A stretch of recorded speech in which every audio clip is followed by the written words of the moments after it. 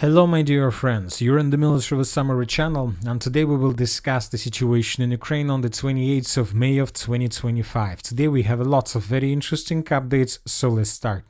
And first we're going to talk about the most important updates of the previous 24 hours. We're going to talk about the meeting between the President of Ukraine Zelensky and Chancellor of Germany Friedrich Merz.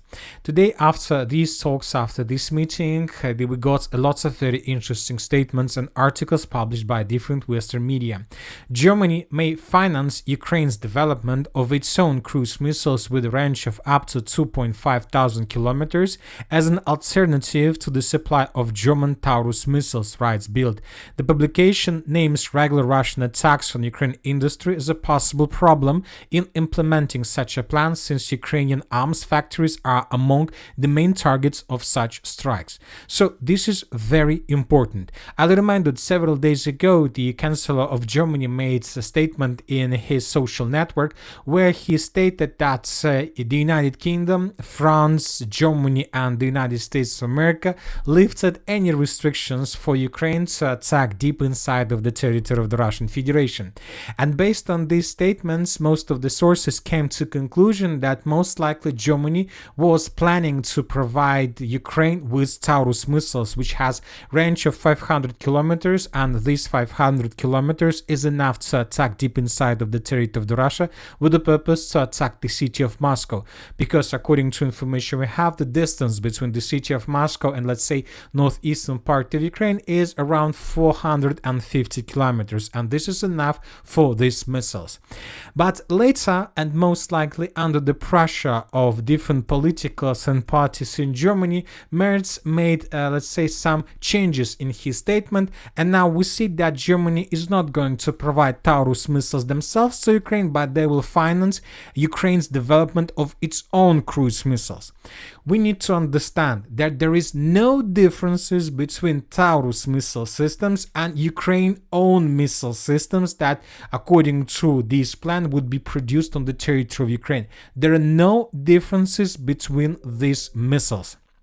So basically, according to my understanding of the situation, Germany is going to provide parts of missiles to Ukraine, and Ukrainians would combine all these parts on the territory of Ukraine, and then Ukrainians would be able to have possibilities to call these missiles as Ukrainian production or as missiles that were produced on the territory of Ukraine. And Ukrainians will not have any obligations, any restrictions to attack deep inside of the territory of Russia. So this is the plan. And if you ask my opinion, I believe that there are no plants or factories on the territory of Ukraine that can produce these missiles.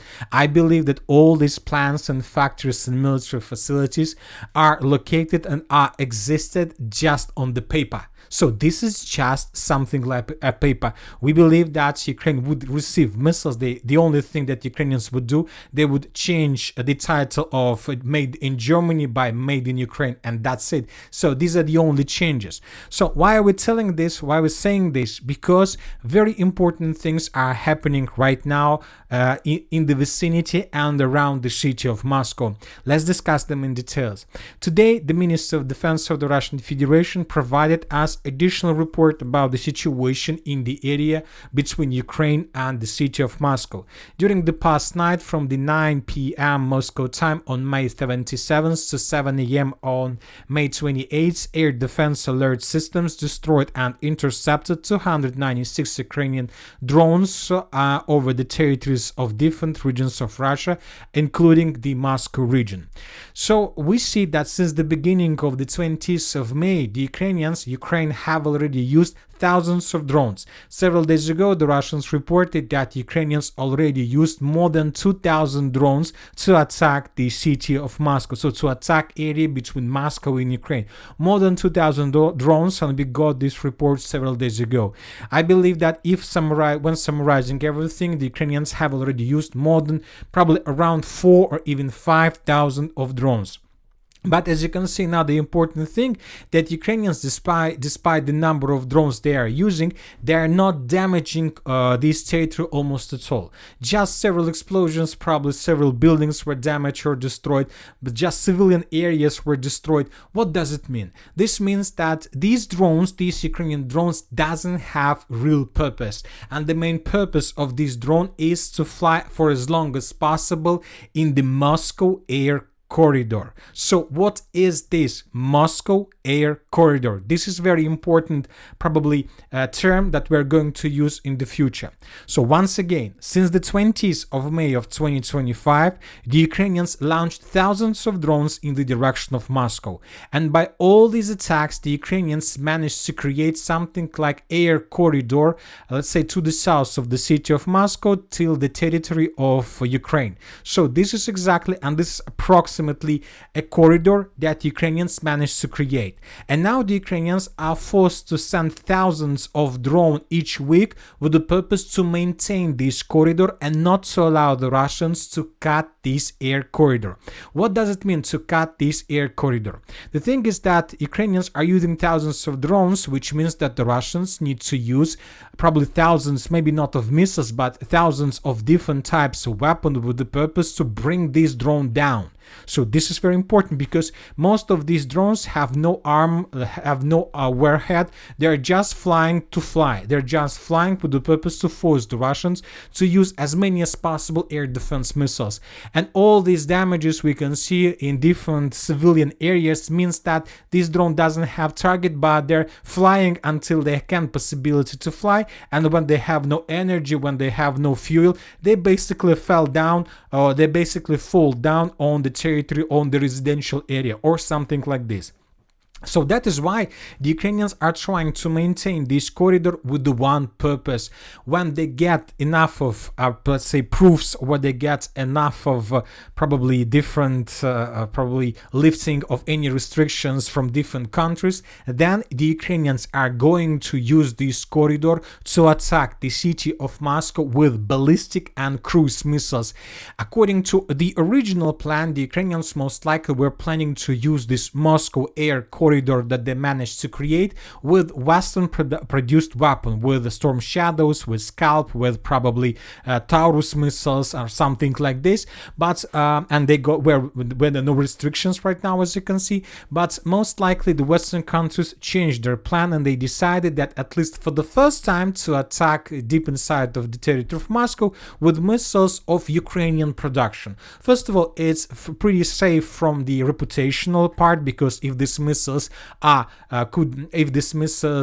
bring down by the Russians, by the Russian air defense, then of course these let's say factories in Europe would suffer some reputational losses, because Russian air defense cannot be penetrated with this missile. So that is why they decided to do something like this. But there is one important problem with this airspace corridor, and the main problem of this is that Ukrainians can't maintain this air corridor forever. They have already used thousands of drones to create this airspace free of Russian air defense system, and every single day the Ukrainians are using around 300 of drones, which means that in 10 days Ukrainians can use from 2 till 3,000 of drones. So they don't have these possibilities. The Ukrainians don't have these capabilities, industrial capabilities to create so many drones. So that is why the Ukrainians are limited in time. When they finish with drones, they need, let's say, 2, 3, 4 months to probably build another batch of drones and to start everything from the beginning. First to create a corridor, and then to use missiles, ballistic missiles, to attack the city of Moscow. And the Russians understand this well. So Ukrainians have maybe 2, 3, or maybe 4 days, and they need to begin this massive missile attack. Otherwise, they will waste all these thousands of drones for nothing. And this is very, very cheap. This is not very cheap, very expensive production. And furthermore, most likely the Russians are trying right now to reveal all these positions where the Ukrainians are hiding these drones, where they're producing them, and the Russians are bombing and attacking this territory. But the Russians managed to outsmart the Ukrainians and to outsmart the Western countries. The thing is that today we got report that Sergei Lavrov, the head of the Ministry of Foreign Affairs, proposed and Ukrainians to start the second tour of talks between Ukraine and Russia on the 2nd of June. So basically in 5 days. Third, fourth, first, and in 4 days. So including the 28th of May, it's 5 days, right? So in 5 days, Sergei Lavrov proposed to start talks in Istanbul. So what does it mean? Now Ukrainians need to think either to attack and to use, let's say these days, to attack deep inside of the territory of Russia with cruise missiles and ballistic missiles, and obviously this will lead to collapse of the negotiation process. Most likely Russia will use this ballistic attack with Western weapon in the direction of Moscow as, let's say, as the event. They will use this to quit this negotiation process, and the Russians will be completely free-handed to continue their special military operation and their major offensive operation along the entire line of combat contact. Or the Ukrainians need to accept these talks, this second round of talks on the territory of Istanbul, but then the Ukrainians would be forced to stop this operation, and then the Ukrainians would be forced to probably not to escape, but probably to reject this idea of creation of this Moscow airspace without Russian air defense, and because they will be forced to stop their drone attacks, and obviously this would lead to the situation that in a month or in 2 the Ukrainians would be forced to start everything from the beginning. But the problem is that in 1 or 2 months the Russians will have enough of air defense systems and missiles to probably stop any Ukraine attack. So now Ukrainians need to make a decision. But telling the truth, we believe that due to the situation that currently it's very difficult with everything, the Ukrainians need to have better cars. The Ukrainians have already used thousands of drones. We believe that Ukrainians would reject Russian proposal in Istanbul talks on the 2nd of June, and they will attack the city of Moscow. This will lead to complete collapse of the negotiation process that is currently taking place between Russia and Ukraine. So this is the situation. Anyway, let's wait and see what is going to be next, but obviously the next 5 days are going to be very interesting. Now let's talk about the situation on the ground, and first let's discuss the situation in the Sumy area where the Russians continue their offensive operation. Today, the Minister of Defense of the Russian Federation made lots of very interesting statements, and the most important one is that the Russians, as a result of offensive, managed to establish complete control over the village by the name of Konstantinovka. So as you can see, this village is located a bit to the west from the original, let's say, Russian offensive line. This village was taken. We have colored the territory of this village in Russian favor based on the report of the Minister of Defense, and furthermore, as you can see, this information was also confirmed by pro-Ukrainian sources. At least they colored the village of Konstantinovka as a contested area or the gray zone. So furthermore, several sources also reported that the Russians managed to take under complete control the village of Vodolahi. So based on all these reports, we made probably some adjustments in this area. So we see that the Russians continue their offensive. Furthermore, if you take a look at this map, you're going to see that we have lots of icons with FPV drone attacks and many other types of icons. And as you can see, most of these attacks, most of these strikes of Russian FPV drone operators, artillery strikes and so on, took place a bit to the south from the next Russian offensive line. So by all these attacks, by all these geolocations in this place, and this, and this, and in this one, the Russians managed to cut the villages of Kondratyevka, Andreevka, Alexeevka, Varachna, Yunakievka from supply and support. So they're attacking positions of the armored forces of Ukraine behind all these settlements, trying to cut every single village in this area from supply and support from the mainland. So this is the situation. The Russians most likely will try to intensify their offensive activities. Now let's move further. Let's discuss the situation in the northern Kharkiv direction. We're talking about the village or the city of Volchansk, or we are talking about ruins that left from the city of Volchansk. Today, several sources reported that the Russians, as a result of offensive operation, managed to establish complete control over the northern part of the city. So this territory is currently under complete Russian control, according to several pro-Russian resources. As for different mappers, we see that there are still some positions, probably pockets of resistance from the Ukrainian side, but due to this situation, we believe that Ukrainians would be forced to fall back in the very near future.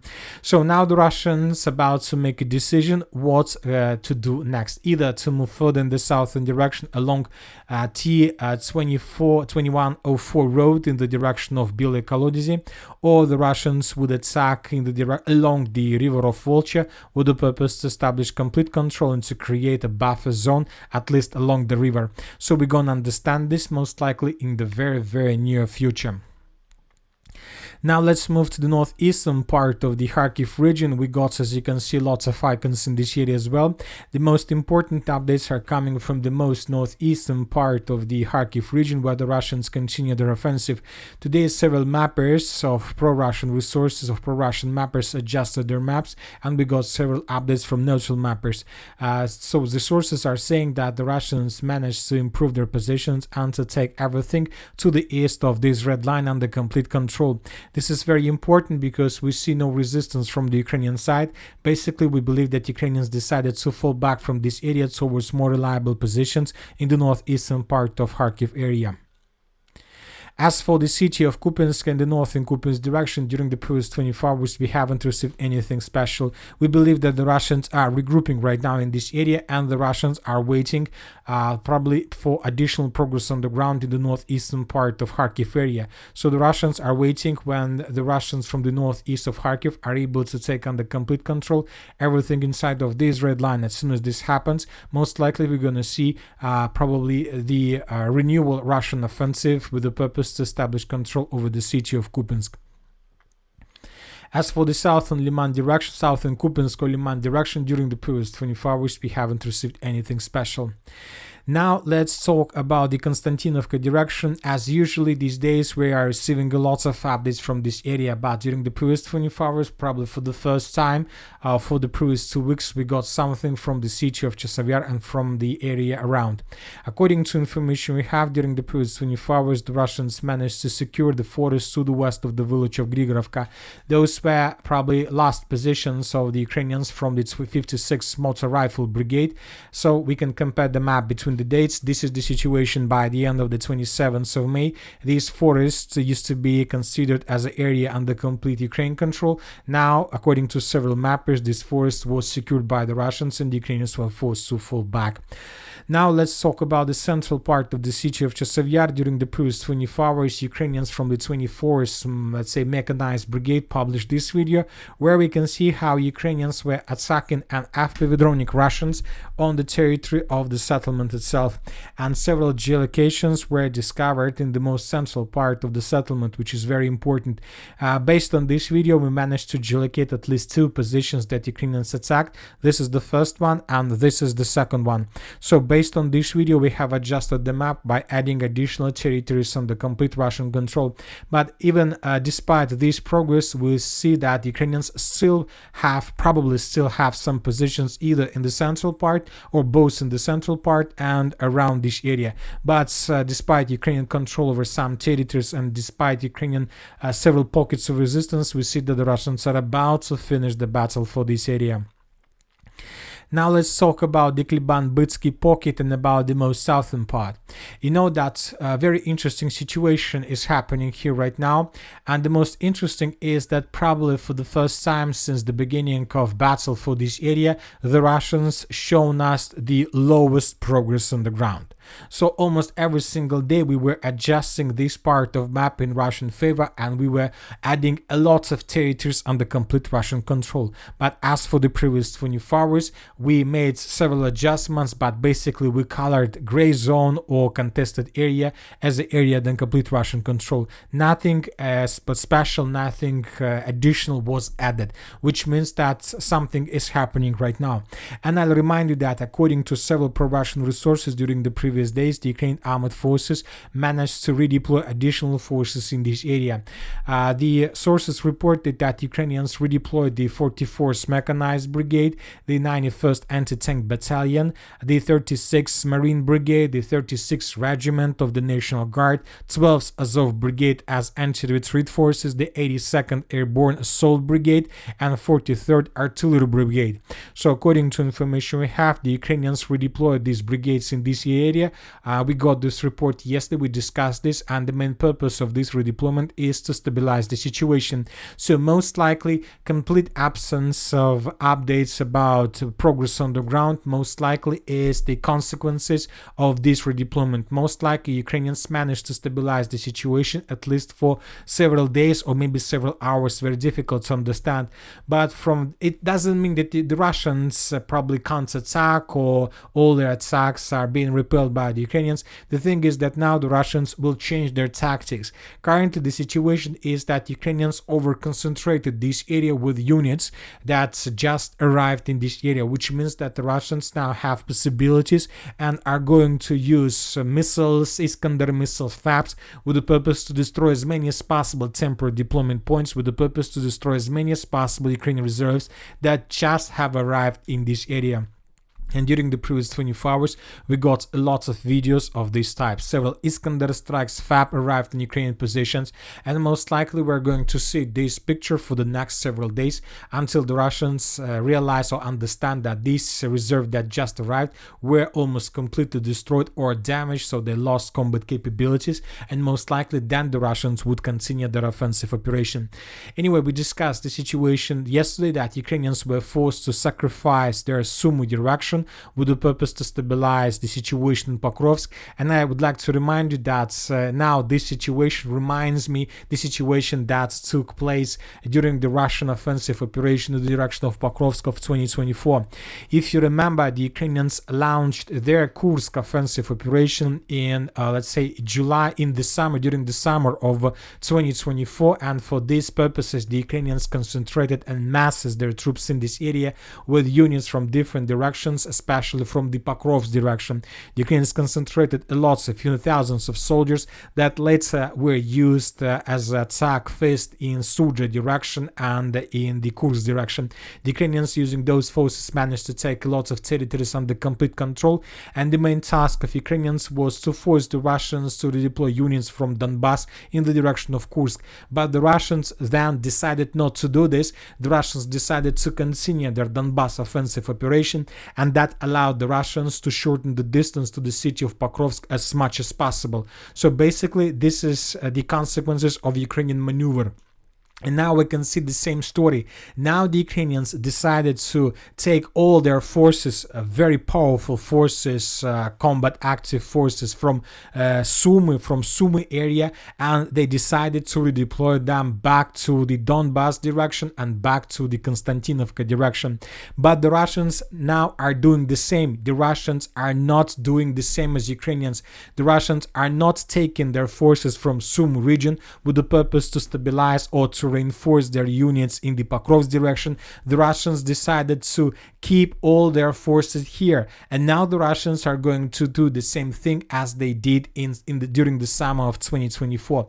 The Ukrainians were forced to weaken this direction. The Russians will use this situation and they will continue offensive operation until they get the city of Sumy or the outskirts of the city of Sumy. Maybe then the Russians would stop, maybe not, but it doesn't matter. The Russians are mirroring the situation of the summer of 2024, and the Ukrainians most likely will have the same problems. They would be forced to sacrifice Sumy. First they sacrificed Pokrovsk direction, now they are sacrificing Sumy direction, and during the previous time and right now the Russians are probably have some advantages and initiatives. Anyway, when talking about the situation along N32 road, we have several changes. Basically, as we discussed, we got video that confirm that the Russians answered the western part of the village of Yablunovka. In this video, we can see how Ukrainians were attacking Russian positions in this part of the settlement. Based on this video, we have colored the map. So this is the situation by the end of the 28th of May. And let's take a look at the situation by the end of the 27th. So as you can see, all this territory used to be considered as a gray zone or contested area, and now we got reports that the Russians managed to secure this territory. So based on this geolocation, furthermore, the Russian sources continue publishing different reports that the Russians continue offensive operation in the southern direction, that the Russians secured the village of Poltavka, that the Russians managed to answer the village of Rusin Yan, but as you can see, without any proofs, without any geolocations that can confirm this. Furthermore, we believe that maybe the Russians are attacking this area, but just with the purpose to test and to understand Ukrainian defense. Ukrainians brought additional forces and are trying to stabilize the situation. So now we are answering the main part of the major battle of the Pokrovsk-Konstantinovka arc, when two armies are going to fight with each army. Telling the truth, this is going to be the first Ukrainian army and the first Russian army. Most likely during this major battle for the Pokrovsk-Konstantinovka arc, both the Russians and the Ukrainians will change their armies for several times.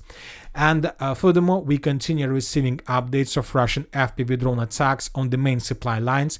This is another proof, another evidence confirming very poor situation with Ukrainian logistic. In this area, we can see drones flying probably behind the city of Pokrovsk and behind first defense line of the armored forces of Ukraine. Russian drones without any resistance, without any problems, are flying in this area and attacking Ukrainian vehicles and Ukrainian logistic. Most likely during the next months, we are going to see more and more videos of this type exactly from this area. The Russians, they know what are they going to do, and they're doing this right now. When talking about the South Donetsk direction, today we got the most important update from the Gulay Polo area. Today, the Minister of Defense of the Russian Federation reported that the village of Zulona Polo was taken and cleared by the Russians completely. And we have this video where we can see how the Russians were clearing this territory. And in the final part of this video, we can see Russian soldiers that raised Russian flag in this area. So now we have no doubts that the settlement was secured by the Russians completely. And that's it for today. Military Summary channel reminds we condemn any violence in the world. Thank you for watching. Subscribe to my channel, put your likes, join my Patreon, and have a good day. Bye bye.